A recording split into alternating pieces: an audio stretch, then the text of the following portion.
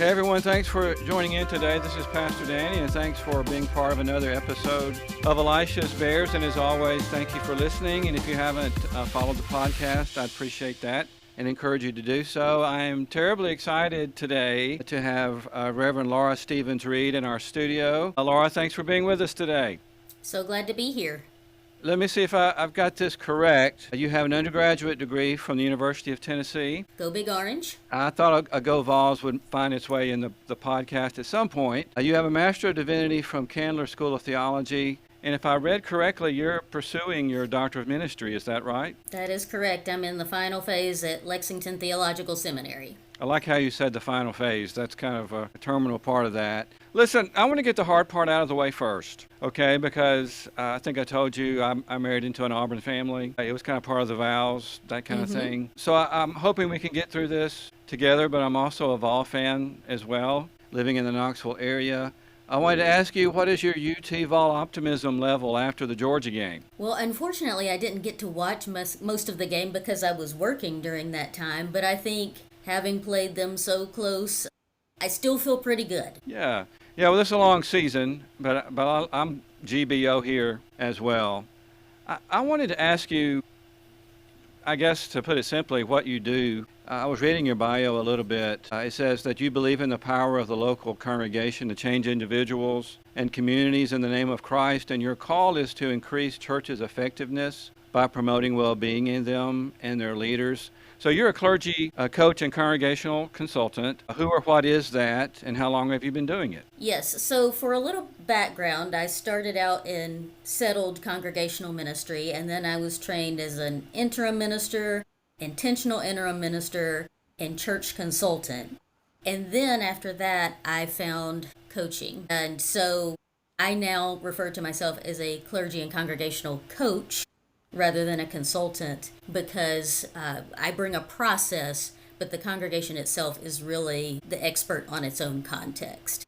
So what coaching is, it's helping pastors and churches draw on their wisdom, experiences, creativity, resources to help them get from where they are to where they want to be.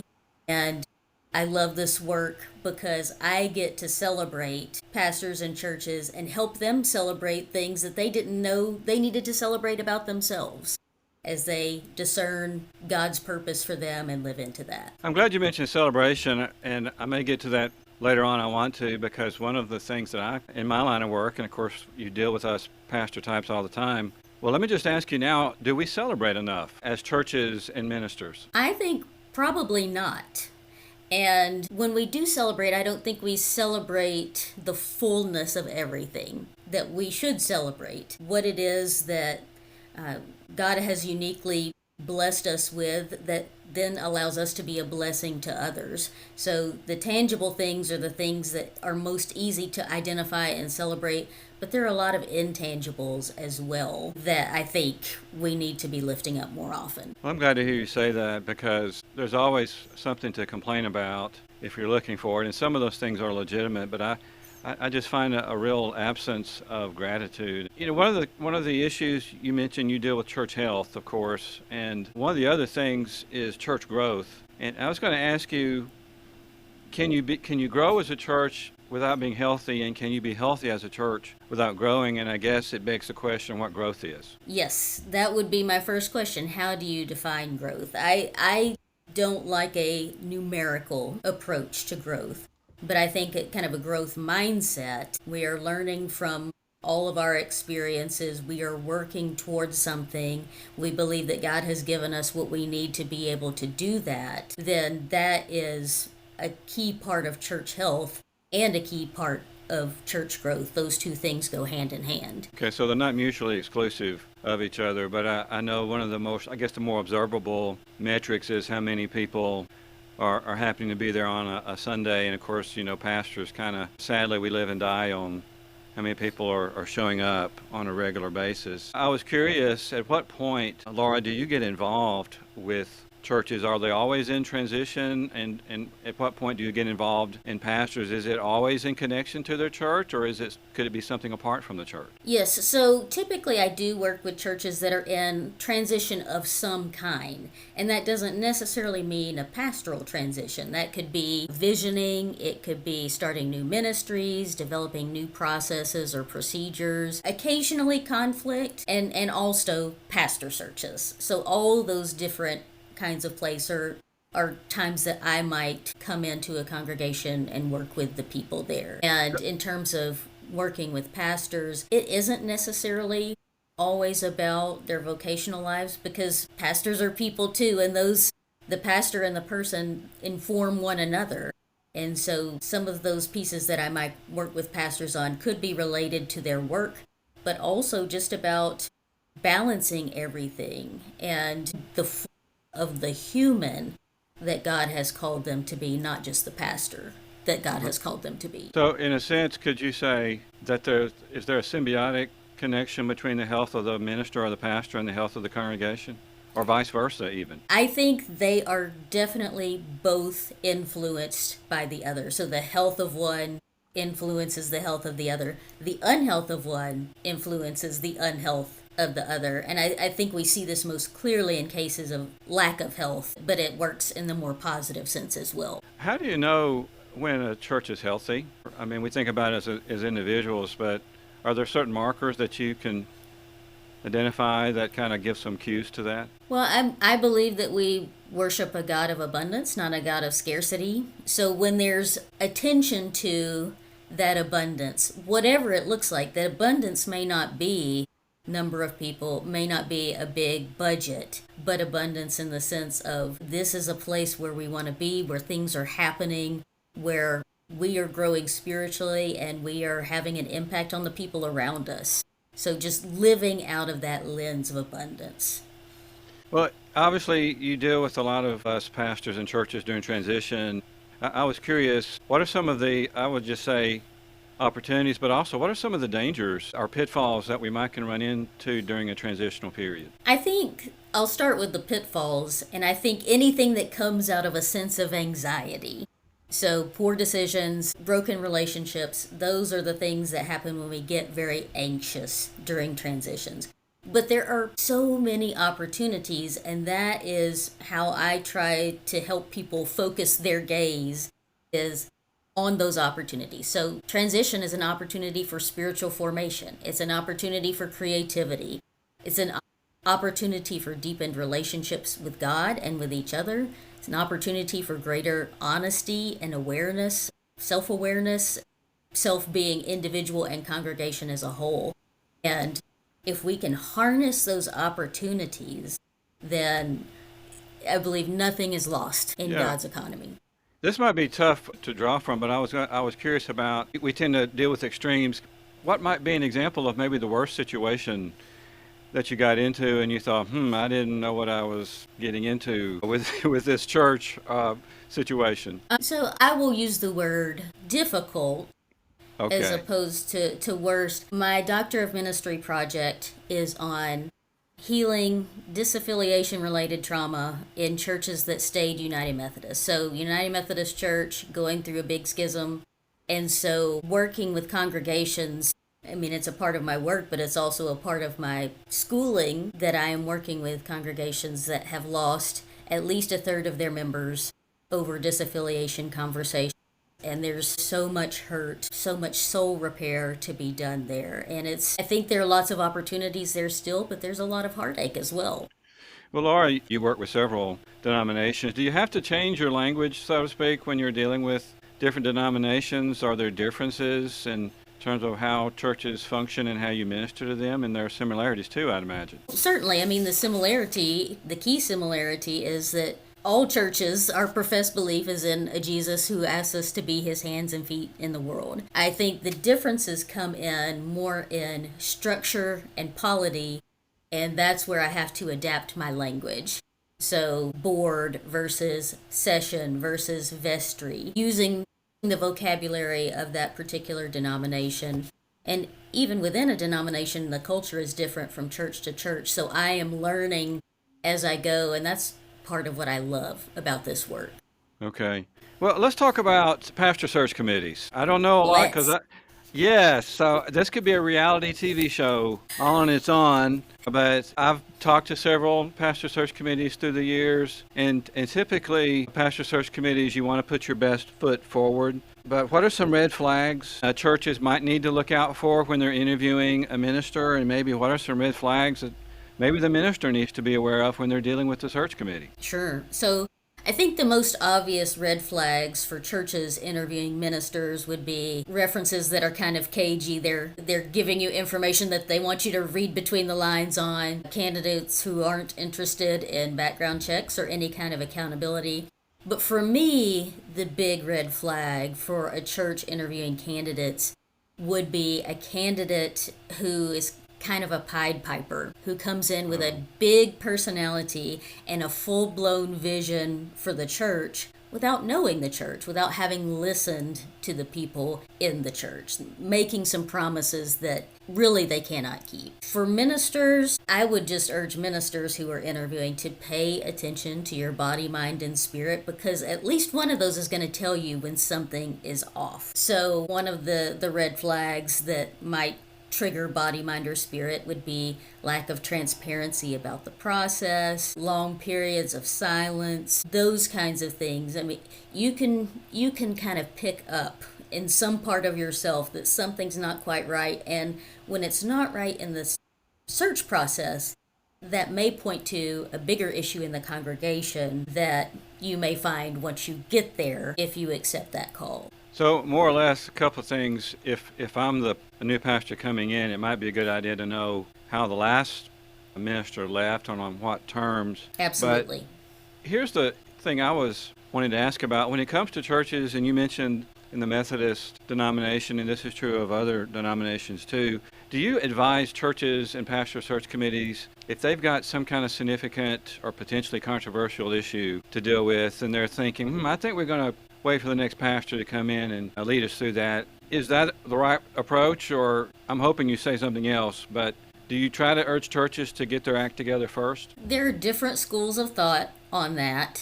One school of thought is, yes, the interim comes in and cleans up all the messes so that it's a theoretical clean slate for that new pastor coming in. That's not always realistic or even advisable. An interim should clean up some of the issues that it makes sense for that interim to clean up. The key is, I think, though, that a church is very transparent with candidates about any circumstances they might find once they get there, if there are some lingering issues, so that the pastor is not coming in cold and all of a sudden is like, this is not the church that I heard about Right, in the search process. right. And I've got a friend or two that has gone through that experience. There's an old adage that there's a difference between 10 years of experience and 2 years of experience 5 times. Mm-hmm. This is just a general question, Laura, but why are pastors leaving their churches, and how long is the average tenure now? I don't have a number on that, but I think tenures were getting shorter before COVID, and COVID has accelerated a lot of change. And during COVID, pastors in many cases really became the hub of everything. They were making sure everybody stayed connected. They were doing all the recording and editing for worship services and things like that. And it's been hard for them to distribute those things back out.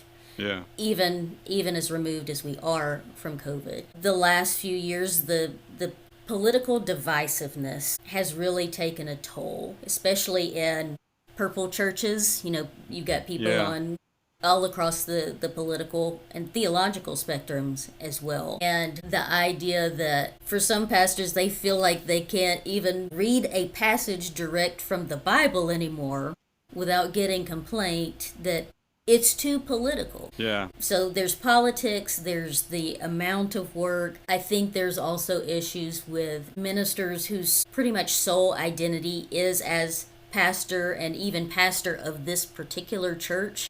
There's not much time spent beyond the church to cultivate other relationships and interests I think that's a factor as well. And ministers who don't have a good support system of colleagues and other people, that's leading to a lot of burnout as well. So Yeah. it's a whole range of factors. Yeah.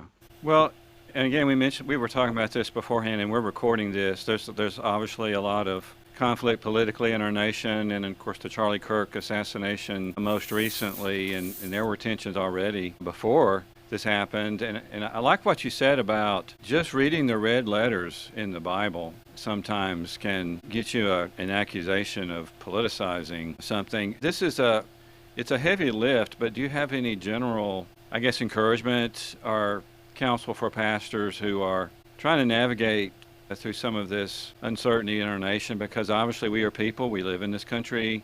One of the challenges for me, Laura, is I'm not always mindful of the lens that somebody is viewing things. We can be so siloed with the cable news that we choose. You can almost sit people, this is your section and this is yours. Let me ask you, what kind of encouragement or advice could you give us? First of all, just a lot of empathy because it is really tough right now to be in So it's not our ministry. imagination, is what It you're is saying. not your imagination. No, it is real. Politics simply means the things we do for ourselves and on behalf of others. So Jesus was political. He wasn't partisan, Right. but he was political. And so it's kind of a no-win situation. I don't have a lot of great advice. What I would say is a lot of times we talk about our churches as safe spaces, and certainly there is place for that, a place where you can come and feel comfort and familiarity. But I think what we also need to be doing in churches is creating brave spaces where we can say hard things to each other, but there's a container for that. We've made some sort of agreements or covenant about how we're going to do that so that it's done in a healthy and helpful way, not in a divisive way. And that's a hard thing to do, but to be proactive about all being on the same page about how we are going to be together so that then we can talk to one another in very real ways. Because if we can't do that at church, where Yeah. can we do that? Yeah. Well, kind of following up on church being a safe place, the church is an easy target for criticism and the things that we're not doing. But what are some things from your observation? You deal with a lot of pastors and churches, and maybe just from your own perspective, what's the church doing right? Church remains, I think, the best place to find real community if we can have those brave conversations.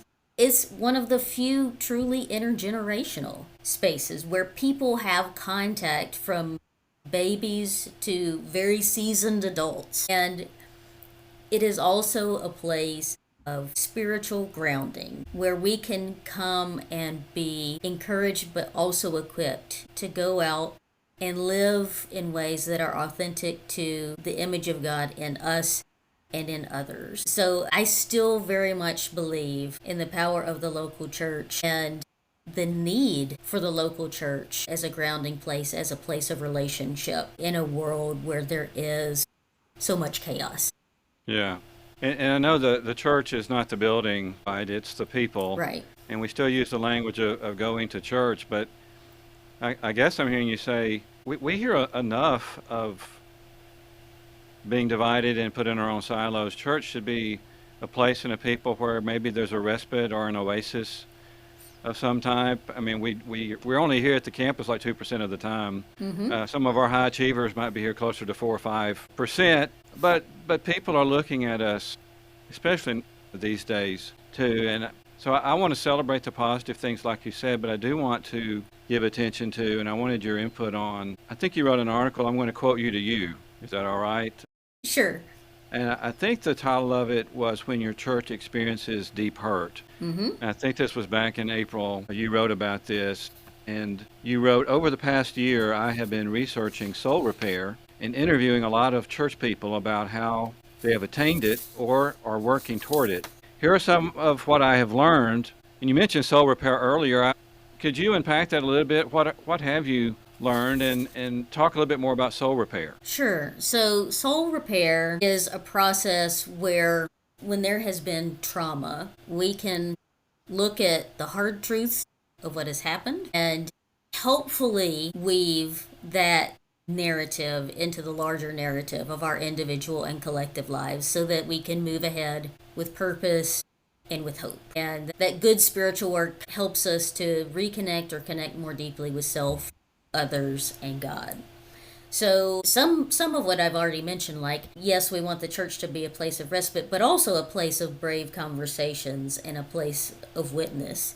So having those containers for hard conversations, because if there's been something that causes a need for soul repair, there will have to be hard conversations. Naming what has happened, thinking about being honest about our own part in it, that's really the first step. And then there's spiritual grounding in that. My favorite passage of scripture is John 20:19-29, where the resurrected Jesus appears in the locked room to the disciples. And there's so much in there, I think, that speaks to soul repair. Acknowledging God's presence among us, receiving the peace of God through prayer or whatever spiritual disciplines, being given the agency to forgive or not, and then being sent out to do something. Right. I think that's a key part of it as well, is we've got to have a collective mission and vision that we're all working toward together. That's kind of toward the end of a soul repair process, but it's an important piece. It's the turning inward to examine, the turning to one another to talk about it, and then the turning toward the community to be a witness for Jesus in the world. Well, there's a lot that has been said and written, and rightfully so, about being church hurt. I don't know, is there a term about, or a case where the church could be hurt by individuals, and what might that look like? Certainly. I mean, the Doctor of Ministry project that I mentioned about disaffiliation-related trauma, that is, I think that is people acting on behalf of and against the church. That may be a little bit controversial to say, but the church is made up of people. So yes, the church can be hurt by people not acting out of their best selves. Well, let me tell you, I was listening to an interview this past week, and this is prefaced with the question, how do you handle a church bully? Okay. And are those people exist? But I was listening to an interview with O.S. Hawkins, who was the pastor at First Baptist Dallas back in the day, and he was telling a story when he was a young pastor about a guy in his church who was causing him a lot of problems, a lot of grief, and he went to his deacon chair to talk about it, and his deacon chair was an older man in the church. I think most of the church probably was older people. It was a rural setting, and the man had a farm, and he had cows, and he listened to Hawkins, and Hawkins says, we need to go over and straighten this guy out. And I never heard this before, Laura, but the old deacon said, cow patties don't smell unless you kick them. And two questions. Number one, have you ever kicked a cow patty? And secondly, how do you know when to confront someone in the church? How do you go about that? Have I kicked a cow patty in the sense of activated a bully? Yes. Yes, and I just did it for the facial it. expression. I'm looking at you. I just did, yeah. Yes. And the thing is, sometimes we kick that cow patty without knowing we've done it. And it may not even be about us. It may be about what we're saying or doing connects with something from that person's past. And it's almost kind of a trauma response on that bully's part. Yes, I think bullying is on the rise in churches.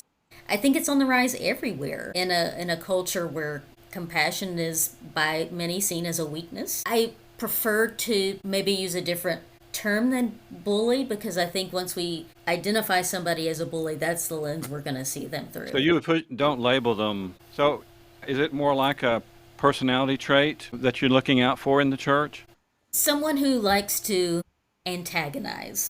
Okay. And I think when we've got to confront is when relationships are harmed. Health, like when a pastor has somebody who is really antagonizing them, that pastor's physical, mental, emotional, spiritual health can be harmed.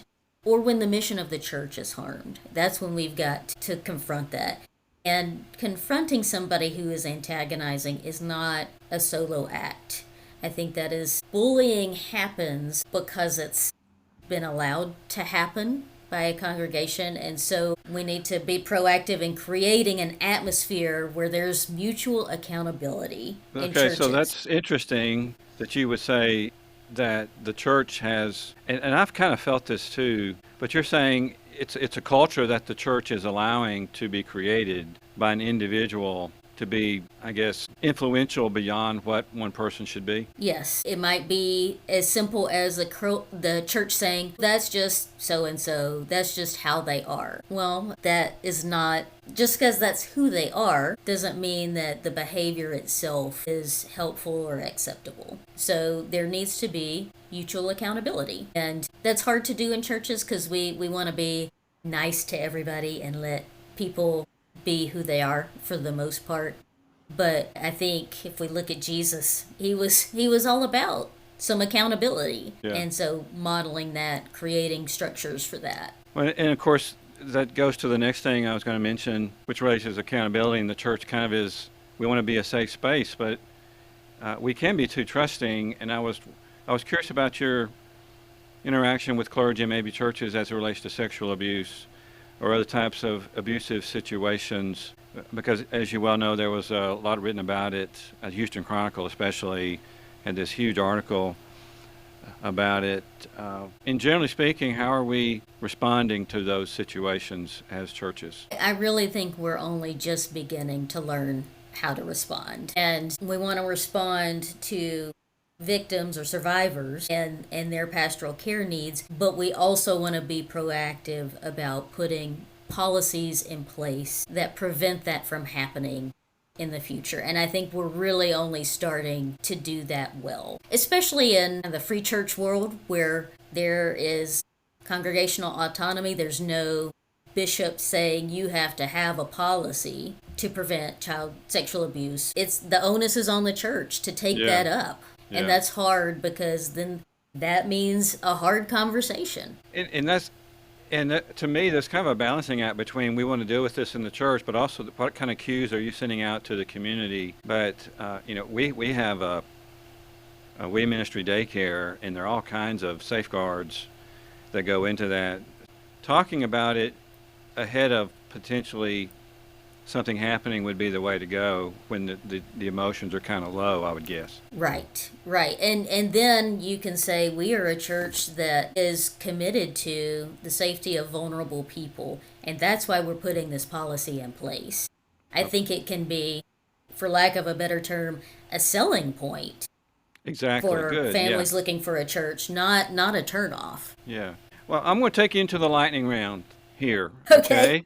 These are just, I've tried to keep it on a general theme, but I think the last article you wrote was on hospitality, or you cited a book about hospitality. Mm-hmm. And I was going to add, this may be oversimplifying, but what are churches doing wrong when it comes to hospitality, and are we doing some things right? I think what we're doing wrong is people pleasing. Trying to be all things to all people when that doesn't fit with who the church is and what it can offer. I think when a church is very intentional about creating belonging and inviting people into that belonging, that's when the church is really doing it right, not when they're trying to offer all the programs or do all the things, but really being clear about who they are and welcoming people into that. Okay, so let me build upon that, because I think you also wrote an article about, and I don't know the title, forgive me, but it had to do with, quote unquote, we need more young people. And that's a refrain that I've heard and my pastor friends have heard, and I'm seeing you nod your head up and down. Oh, yes. That's something you have. What are we getting wrong with that mentality about, quote unquote, getting more young people into the church? Is there a perception that's going to solve all the issues? I think there is that perception in a lot of places, and I think what churches don't understand when they say that is that when you bring in young people or young families, they will have opinions about how things are and how they operate. They may not have the time to participate in a lot of things or the money to contribute to the budget. They may not care about your traditions. Yeah. They are not there to be gawked at or to be pressured into serving in particular ways. They're looking for community, authenticity, and a way to make an impact in the world. So you're not treating them like some kind of focus group, is what I'm hearing you say? Like we just, to me, trying to look at them as individuals rather than a constituency. Is that what I'm hearing you say? I think we definitely don't need to look at them as if they are a monolith. That's right. They are all this type of person, and this is what they will bring to us. And I think the focus, such a focus on young families, doesn't take into account the population overall, but often the demographics of a particular community around the church, where there are a lot of baby boomers. That's a huge population that needs care and community and is going to need more care as we go on. And I just want to give churches permission to focus more on that demographic than on young families. If that's who you got, do it well. Good. Yeah. Obviously, Laura, as a woman in ministry, you have served in the local church. You still are connected to the local church and have hope for the local church. What has been your experience as far as being either affirmed in your calling or maybe being discouraged in your calling? Have you run into some of those kind of issues related to doing what the Lord has called you to do? I will say that I've been very fortunate. And a part of that is having been in an ecumenical ministry for most of my vocational life. But even in my Southern Baptist church as a teenager, where I first discerned a call to ministry, there were people there who recognized gifts I didn't know I had and acknowledged them. And I don't know if they knew they were setting me on a trajectory toward ministry, but that's what they did. And so I have found a lot of ways to be able to live into that and have not faced as much pushback as I know a lot of women have, especially in Baptist circles, for being a woman in ministry. That's really a good point. And we're talking about this. You have a broader experience, I guess, from an ecumenical standpoint as it relates to life in the church, and that would necessarily impact your experience, I'm hoping, in a positive way. Right, because women in ministry, especially ordained ministry, that's a newer thing in the Baptist world, but it's old hat to Methodists and Presbyterians and Lutherans and Episcopalians, so that has been a great benefit to me. All right, I got a couple more questions for you. What do you know now that you didn't know when you started off? And I see you chuckling. I can filibuster a minute if I need to, but I would imagine this is true of all of us. But I'm curious, when you got into this line of work, were there certain expectations you had that were met, or certain that were not? So what I would say about what I didn't know was most everything. I had I loved my seminary years. And they were very academically focused. So a lot of the practicalities of ministry I had to learn on the job. I would say, anything administrative, dealing with conflict, anything like that, I had to learn on the job. And one of the biggest things I had to learn and would really encourage other ministers in is the importance of support networks for staying in ministry. The importance of networking for when you're ready to change positions. I thought networking was a dirty word, and it's not. It's mutual interest, building relationships. That's all. So God works through people. Right? Exactly. What keeps you motivated to help us clergy and churches? What keeps you going? Just the good things that I see churches doing, the relationships that I see, the commitment to being a positive witness and impact on the world. And I'm an Enneagram 5. A lot of pastors speak the language of Enneagram these days. And it made a chill go up my spine just then. So, yes, I haven't heard that in a while. Yeah, go ahead. I'm sorry. As an Enneagram 5, my type is we like to learn. We always like to learn. And that is the joy of this work. I'm always learning about denominations, about churches, about best practices, all kinds of things. Well, in terms of keep on learning, you mentioned you're working on your D-Min. Yes.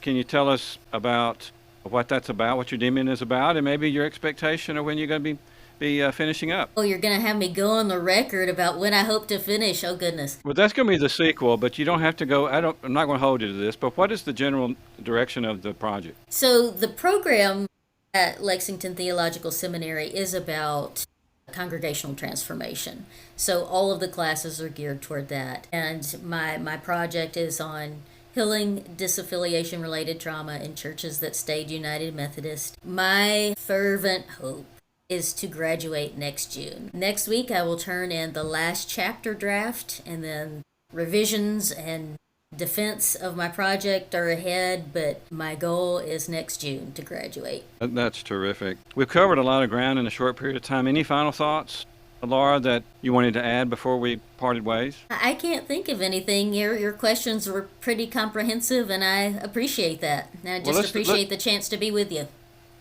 Of course, and I'm glad to see you in this and hear you, obviously. How can people keep up with you or learn more about you and the work you're doing? Sure. My website is laurastevensreed.com, and that's all one word, Stevens with a PH, Reed with 2 E's. And then my Substack, just search for Laura Stevens Reed. The publication name is Living Liminally, and you can find my weekly writing there. That's awesome. Well, we have been listening to Laura Stevens Reed, and don't forget to follow the podcast. And as always, thanks for listening.